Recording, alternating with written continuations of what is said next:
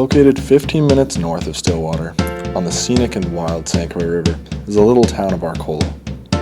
Established in the 1880s, Arcola Mills was one of the first establishments in Minnesota.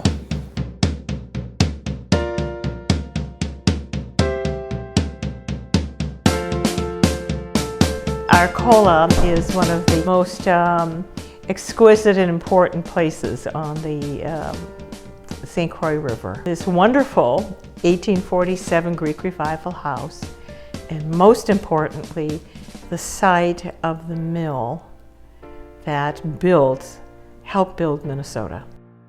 But more importantly is that eons before that, there were people here. There is evidence of their campsites, of their villages, and just as you find in other places, civilizations tend to build one on top of the other.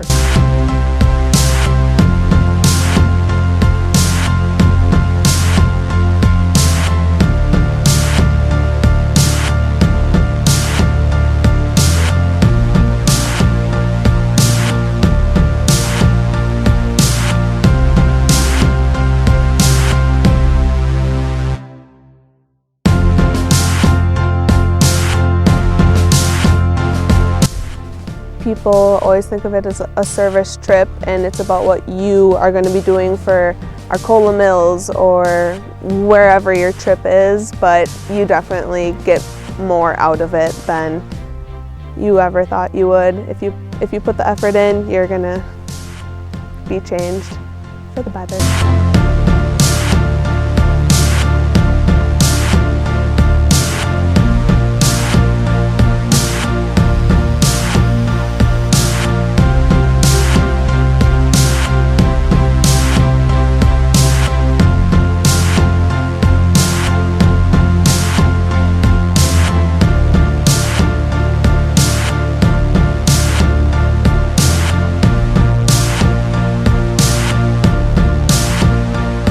I never knew Arcola was here, so now that it's here and it's a historic place that is just so beautiful along the river, and my favorite part would probably be, I would say, just volunteering on Saturday, working outside in the elements and meeting new people. It's really awesome. I'm proud to be a part of this.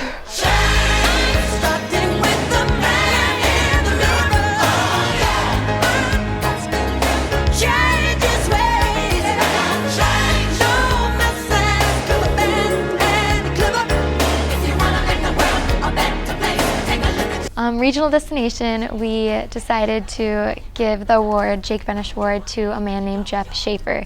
And he led the service projects that we did outside, so he was running multiple projects at a time. And he actually has his own company for construction, and he still volunteers at Arcola Mills, where we served. And he brings all his tools and all his time, and he's worked with us there for 2 years, and he's shown his passion and dedication not only for Arcola, but for service in general. He taught us very well how to build a railing or build steps into a hill. He had us raking and cutting branches down, and he definitely showed his passion for not only the service at Arcola, but for the people who volunteer there as well. He was very, I feel like we all felt very blessed to work with him. Just live yourself, you know. You got to stop it yourself. Make that change. I gotta make that change. I guess I've come to realize through this experience that what I do today will affect future generations. It's something that I don't think you can find at anywhere else other than at UWRF Falls.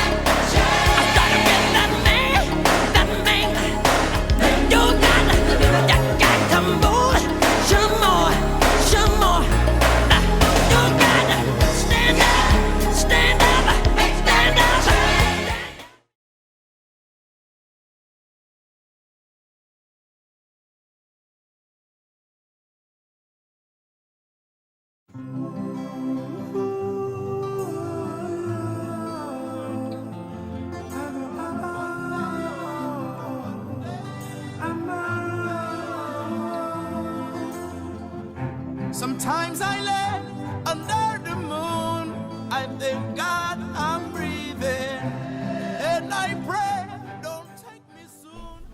International Destination is a program that really everybody should try to do if you want to study abroad and you want to have a service experience and you still want to learn.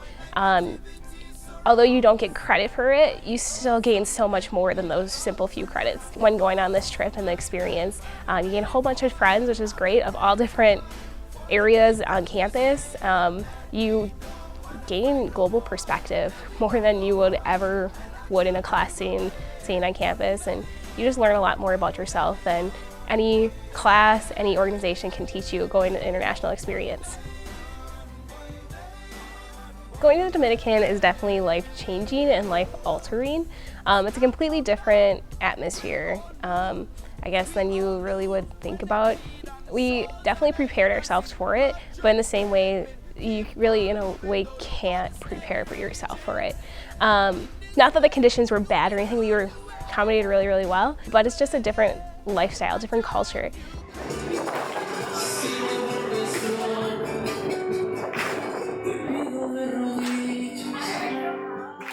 There were so many good experiences.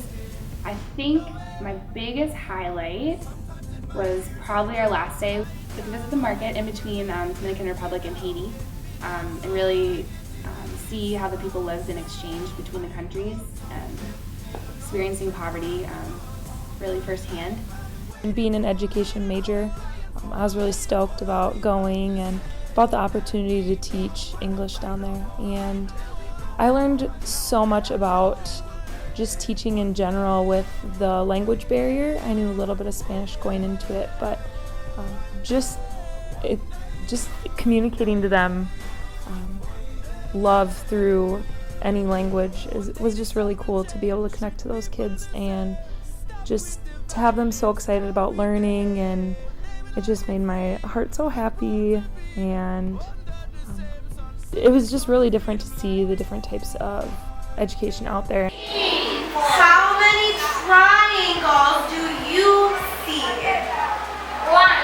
How many? How many triangles? One triangle.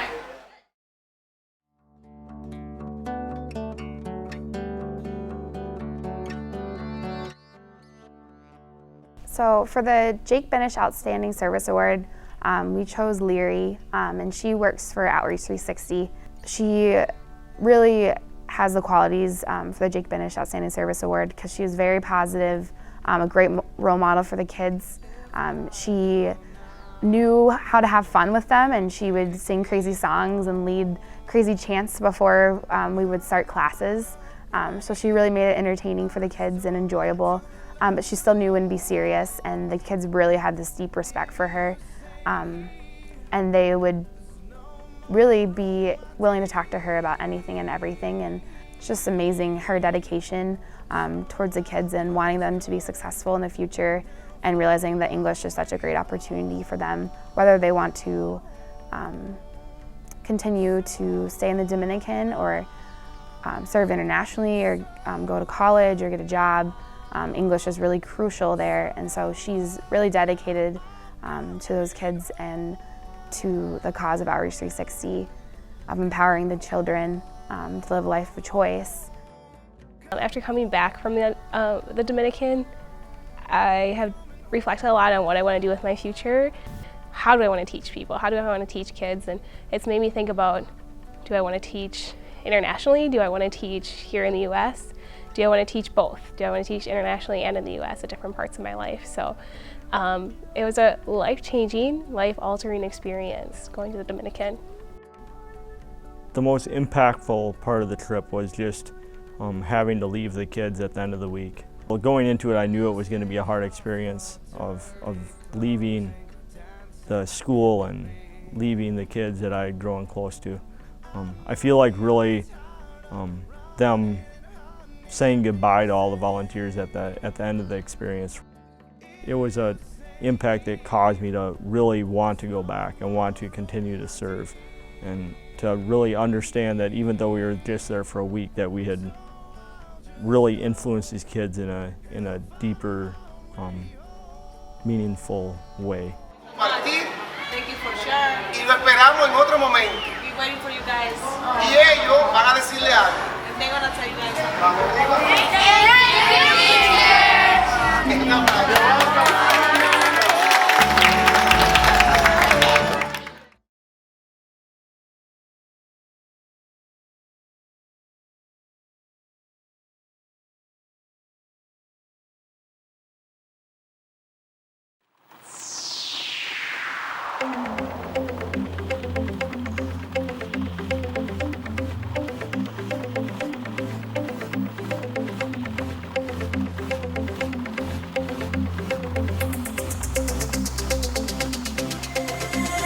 Plant a seed inside the earth. Just one way to know. My name is Jose Luis Marantes, and I'm the Director of Service Learning here at the Hope Community Center.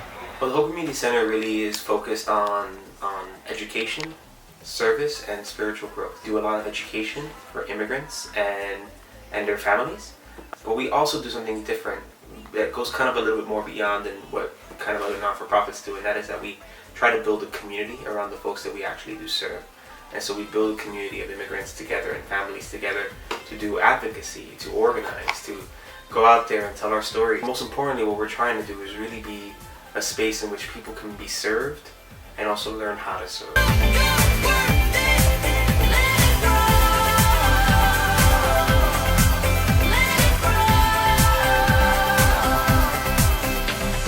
Just believing you're almost there. Use your heart to show you care. Come on and celebrate the world. Celebrate the world. Come on and celebrate the world. Yeah.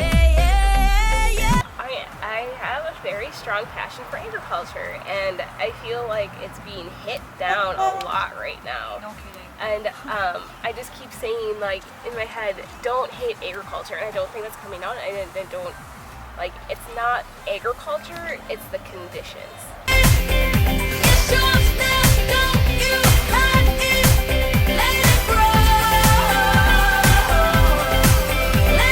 The biggest takeaway point, I think, from the trip was how lucky it is just to have that American status in a way, but how unfair it is too, because, you know, just because we're born here, we're called American.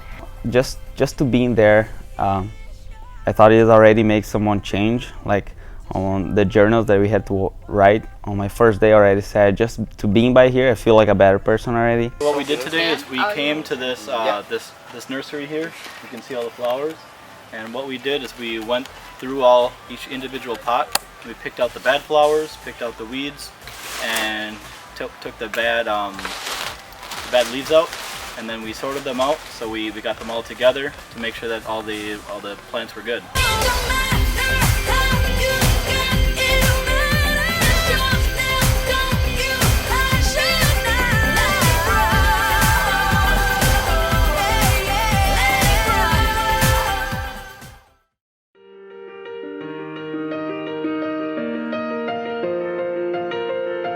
For the 2014 Apopka trip, we chose Sister Anne and Jose Marti. They were two people that ran the Hope Community Center, and also Sister shared a lot and really spun her passion for immigration on all of us. You know, don't be afraid to live in the mystery, to live in the mess, to live in the bit of confusion. We are very... Jose, he's relatively new to the Hope Community Center, but he too shares this awesome passion for immigration and immigration reform and getting students' rights to have an education. He himself, his parents were immigrants to the United States, and so he kind of has a strong background and understanding of all of that. And so he connects a lot with a lot of the students and a lot of the youth that come to the center that have parents that are immigrants. And so hearing his story and seeing how he relates with the youth was really welcoming to us as young college students as well, and just having an open arms to come to the community center. You could be the hero, you could get the gold. Breaking all the records they thought never could be broke. Yeah, do it for your people, do it for your pride. Are you ever gonna know if you never even try? Do it for your country, do it for your name. Cause there's gonna be a day when you're standing in the Hall of Fame. Yeah. And the world's gonna know your name.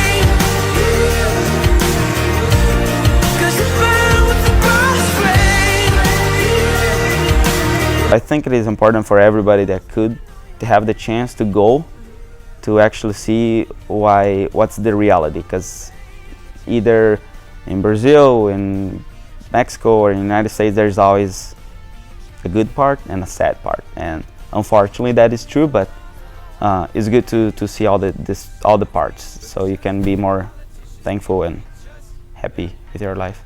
Be believers, be leaders, be astronauts, be champions, be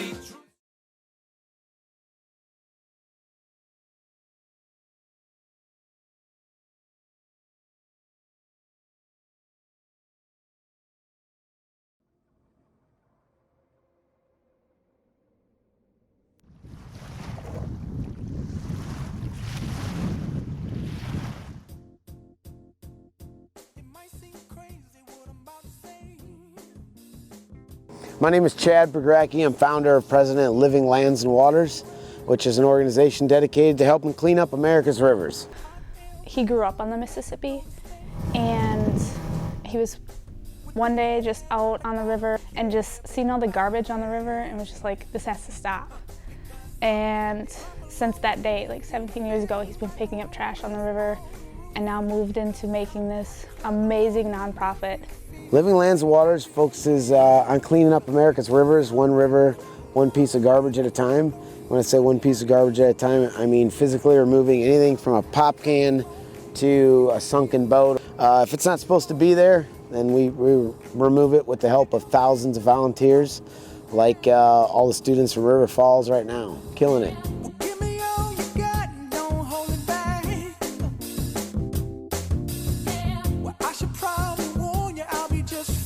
We got off the boats at all of our sites, and it was like you were walking on like a floor of garbage.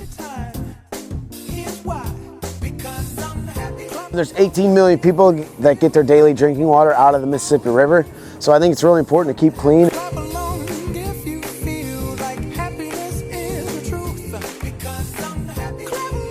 I found 75 lighters today.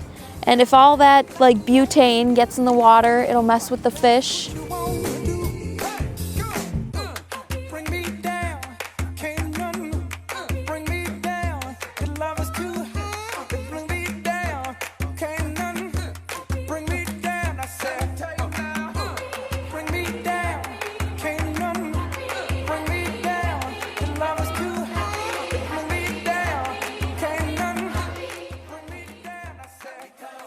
The way to fix it is take action, do something about it, and we need your help.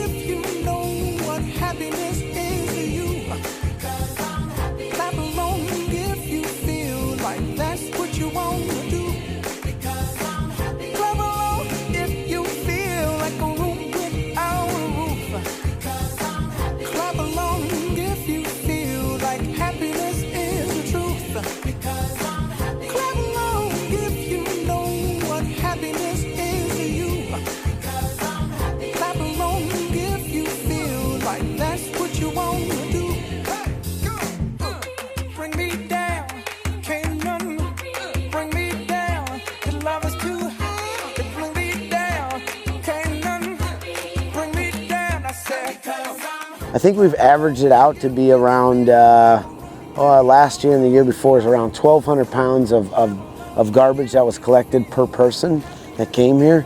And, you know, at the end of the day, at the end of the week, I think people really make a difference.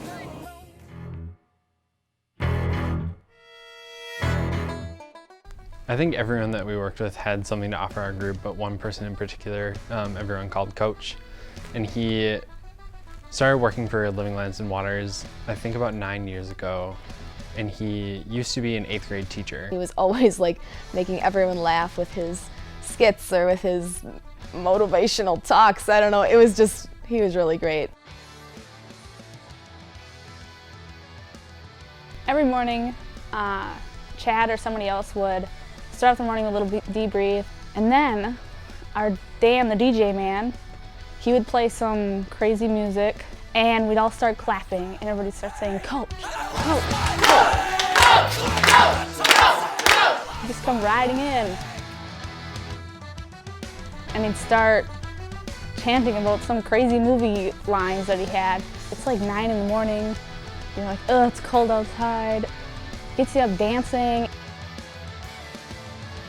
Even though it's kind of quirky and cheesy, it really works.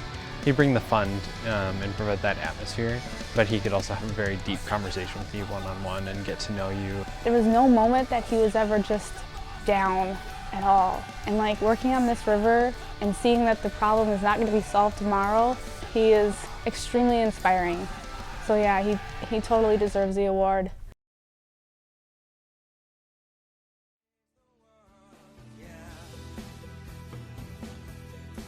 I guess the major takeaway from it that I had was how much of a difference every small little thing can make if in either direction. So you can have the small difference from like a cup that blows away at a picnic, but then you can also have the small difference of I'm just one person, but I went out and I picked up all of this trash and it made such an impact to this small part of the Mississippi.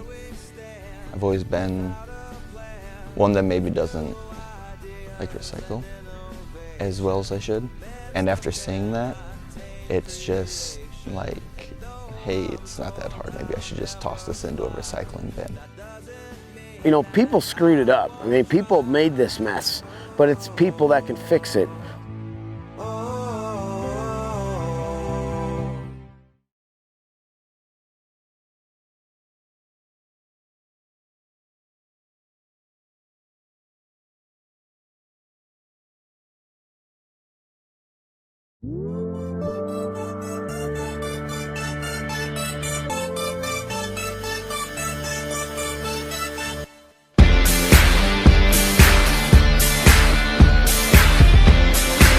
We served food at the Lutheran Church of the Redeemer, and it was probably about 100+ people that came in.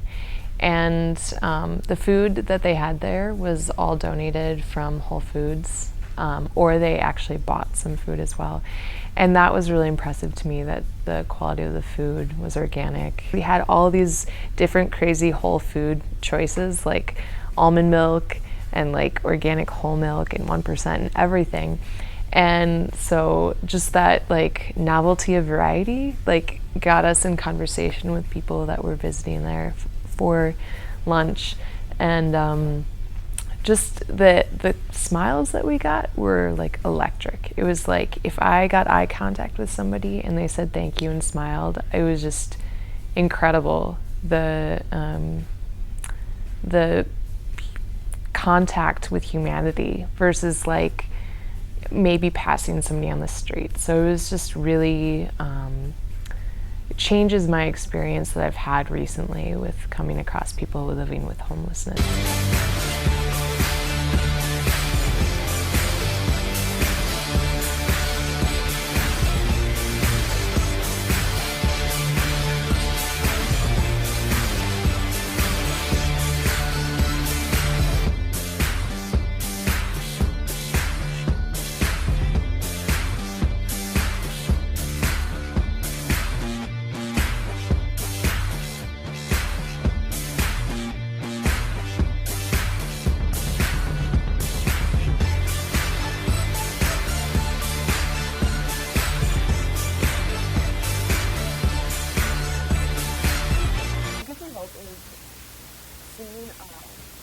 How people can take their struggles and make something really important about their life.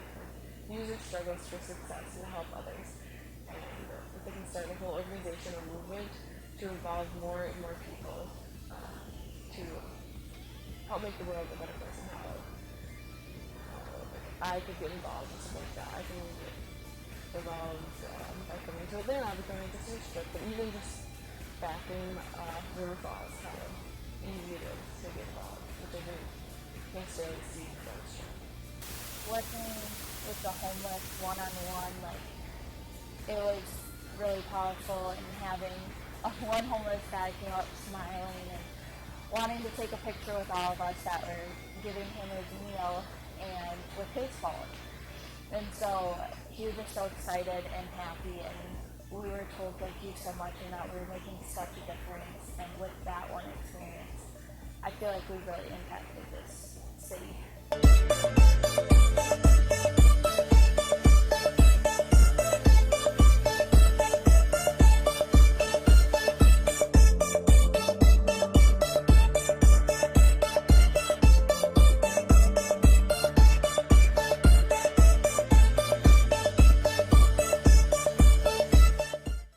I'm not afraid.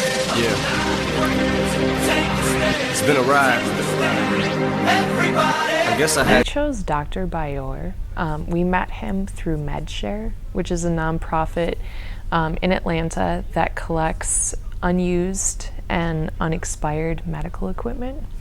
And he is actually originally from Togo. He was a medical surgeon at the age of 27, having studied actually in Russia. And Russia was, or the government was really impressed with him and wanted to keep him. But he wanted to go back to Togo in, you know, a living condition that was much more rough than in Russia, where he had tons of funding to do his medical work because he wanted to serve his people. So he has volunteered for MedShare for the past 15 years. He does do disaster relief. He went to Haiti, and I think he's gone to other large disaster reliefs that are international, where his license is recognized. We worked alongside him sorting out the medical stuff, and some of the stuff I was like, I have no idea what this is, and he was so patient with us. We were totally wrapped by his story. It was just incredible. Come take my walk this road together through the storm, whatever weather. I would definitely tell people just go and live the experience. It is a life-changing experience, I think. I've told several people that, and I'll tell it again. It's a life-changing experience. I don't know, you feel that, at least on my trip with poverty and homelessness, you could see that judging people is not even right. You don't even need to judge people. I'm not afraid to take a stand, take a stand.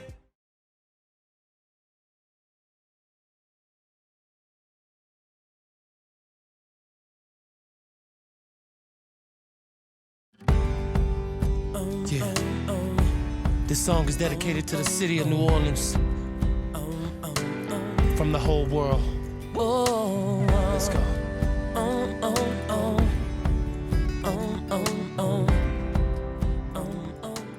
We were rebuilding houses, essentially for Katrina victims, mainly for people who are disabled, elderly vets, elderly people who couldn't really do it themselves.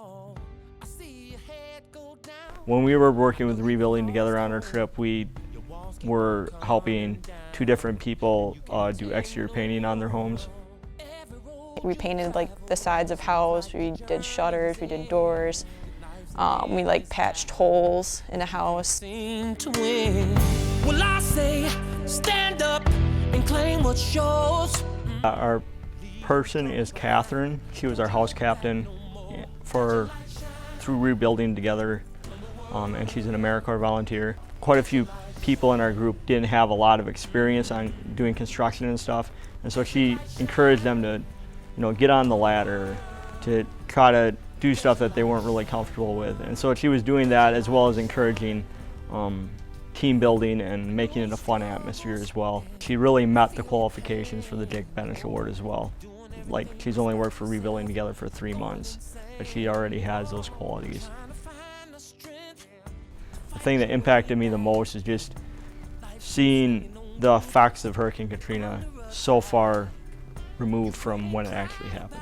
I thought the whole town would be like fine by now, but the only part that's really like good is like downtown area.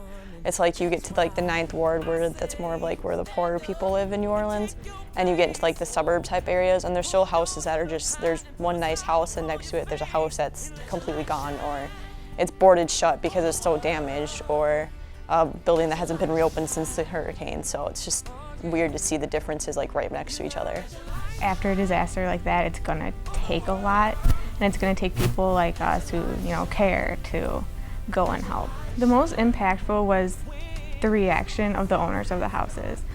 The man who we helped for most of the week, see his appreciation for us helping him. As we were working, I believe it was Thursday, the last day we were there working on his house, he was walking around taking pictures of us, and as we left he was taking pictures of the houses, and just to see that really showed how much it meant to him that we were there. It was, at first I was like, we're just painting, I don't know what the big deal is about this, but I guess I really opened up when I saw Mr. Banks, who was the second house we went to. He was like so happy that we just did everything for him, and he was even saying, because he was a vet from the Vietnam War, and he was saying how our service painting a house is more than his service in the Vietnam War. And I was like, I don't know how that can compare, but to him it was such a huge accomplishment. I think it's really just gonna let me accept what I have more, because those families down there, they lost a lot, and after how long they're still getting through everything, and they're getting used to life now, whereas I have not had that situation happen, and so I'm just very thankful. So kind of maybe just to take more risk and just step outside my comfort zone a little bit more, and know that if I do work for someone, every little bit helps. That I don't have to do a whole lot, that I can just do something little and it benefits them in a huge way.